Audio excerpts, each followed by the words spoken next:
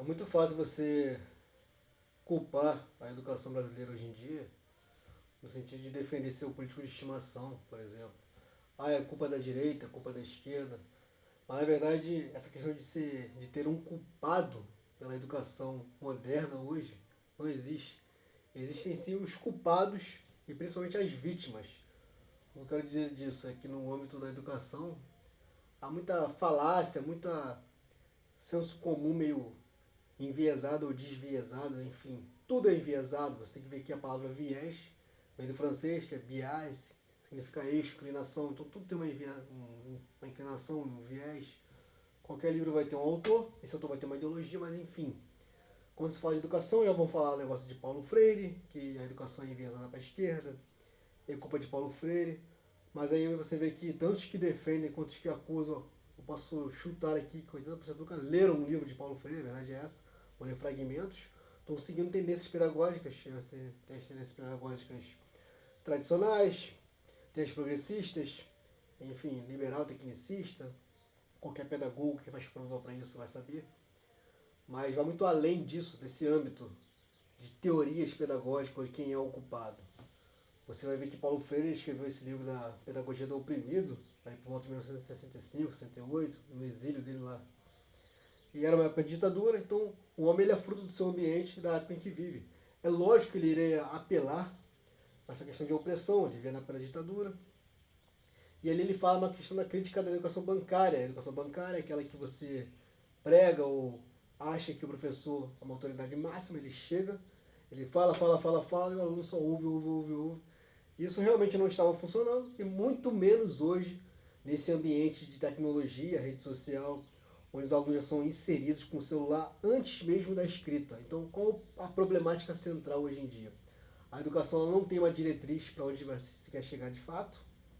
Você tem várias tendências pedagógicas, teorias. Você vai esbarrar essas teorias de aprendizagem também, psicológicas, comportamentais. Aí tem Piaget, Vygotsky, vai ter Ausubel, Freinet, vai ter Skinner. Mas além disso tudo, é a questão do conteúdo. Você repara que até na faculdade, por exemplo, eu faço faculdade de letras, você vai ter várias matérias sobre preconceito linguístico. Então estou muito preocupado com a linguística, com a fala coloquial, qual o sentido do texto, o que você usa, a função.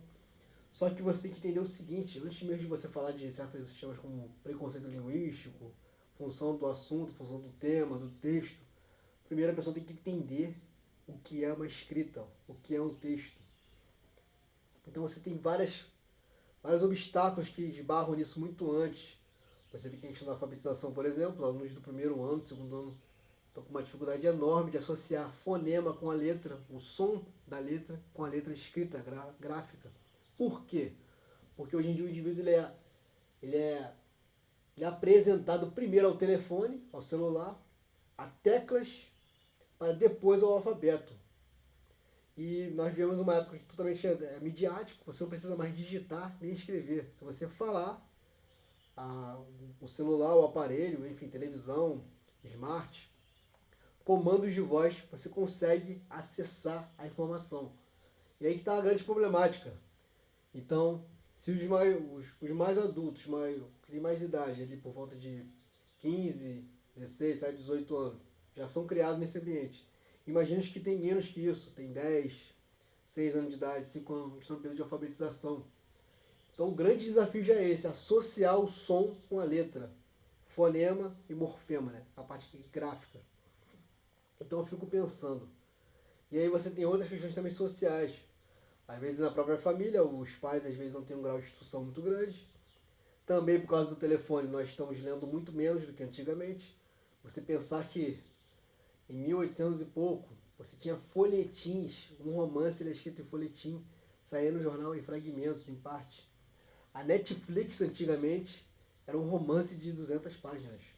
Então a pessoa ia acompanhando no jornal. Hoje em dia é tudo imagético, é só imagem. A gente está perdendo essa noção, esse hábito de leitura de fato. Até mesmo quem já tem o hábito, quem é alfabetizado, quem é crítico, quem é da área de letras, literatura, como eu, estou sentindo uma certa dificuldade de pegar esses dias um primo meu me indicou um livro. Achei muito interessante, ele queria que eu lesse para poder acompanhar ele na. Eu demorei mais de 15 dias para terminar esse livro, não era tão grande assim. Por quê? Por causa da questão da internet, das redes sociais, toda hora chega uma mensagem, você tem que. A faculdade EAD, você precisa do acesso à internet, então isso tudo te prende. Essa coisa midiática, você é obrigado a estar inserido nisso. O tempo todo checando mensagem, checando e-mail, mandando foto, escaneando documento. Até o próprio sistema da escola tem diário digital, você tem que jogar na plataforma, então tudo agora é plataforma, midiático. Para quem já é alfabetizado, já está sendo meio difícil adquirir ou voltar o hábito da leitura. Imagine os jovens que estão sendo inseridos, estão começando, estão engatinhando essa questão de letramento, né? Alfabetização. Então, realmente, há várias problemáticas aí. Se você está nessa de o culpado da educação, ou o culpado é a esquerda, é a direita, é o político tal, é o outro, é a oposição. Eu preciso lhe informar, mas você está bem longe da grande realidade da educação brasileira. Outra coisa é o próprio sistema, que, de novo, não estou falando de sistema político, sistema da educação. O próprio sistema ele vai te derrubar. Por quê? Em que sentido?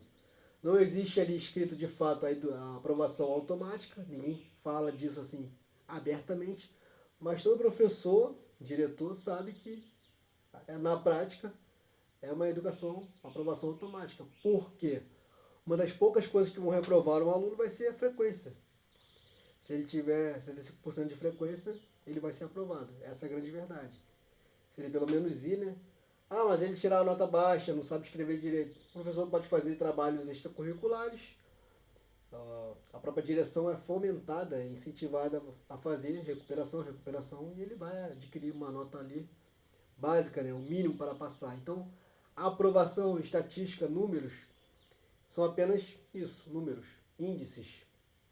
Aí você vê que na prática a educação brasileira vai vir mal e não há uma esperança, nenhuma luz no fim do túnel. Você vê que há um grande cansaço por falta pelo lado dos educadores, professores, diretores, quem está de frente ali, quem está nos bastidores, né, na batalha da educação. Você também tem a questão dos familiares, famílias que não são muito bem estruturadas, comunidades carentes, então o próprio aluno não tem muito suporte familiar, às vezes os pais moram distantes um do outro, o pai também não é instruído, não tem tempo para ajudar o aluno na tarefa, o filho, para frequentar as reuniões. Então são vários empecilhos. Você vê que essa questão, quanto mais você analisa, mais você vê que você está apenas enxergando a ponta de um iceberg medonho. Então, mais uma vez, eu apelo para que você faça a sua parte, você que é pai ou educador, fomentar a leitura, tem que insistir mesmo, tentar facilitar ao máximo o acesso à leitura, às letras, mangá, gibi, romance, qualquer tipo de coisa que envolva leitura, escrita mesmo, né? Que force o intelecto cognitivo do adolescente, do jovem, porque infelizmente ele vai sentir essa deficiência futuramente, logo ali. Eu até conversei com um aluno do segundo ano, uma criança, e aí ele fica se questionando para que eu tenho que aprender a escrever. Eu falei, você joga Minecraft, Roblox? Ele, não jogo porque eu não consigo. Eu falei, por que você não consegue? Porque você não sabe ler. Se você começar a associar a letra e o som, começar a aprender a ler, você vai jogar melhor. Aí ele ficou assim, você dá um sentido, né, pro conteúdo, para a educação. Então eu acho que são essas duas coisas, o conteúdo em si. Há muito debate, embate sobre tendências pedagógicas, como que eu vou fazer a função textual, receita, bolo, muita teoria, muito debate. O conteúdo mesmo a gente está deixando de lado. Do que vai ser ensinado, o conteúdo, para quê, serventia. E também essa questão de dar um sentido àquilo que você aprende, ao conhecimento, né?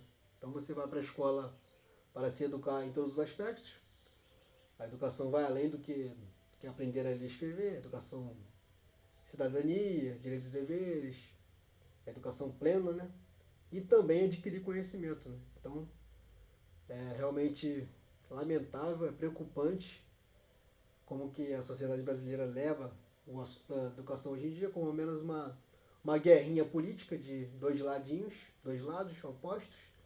Querem achar um culpado, apontar um culpado, mas no fundo, a gente já sabe que o culpado, ou os culpados, somos todos nós.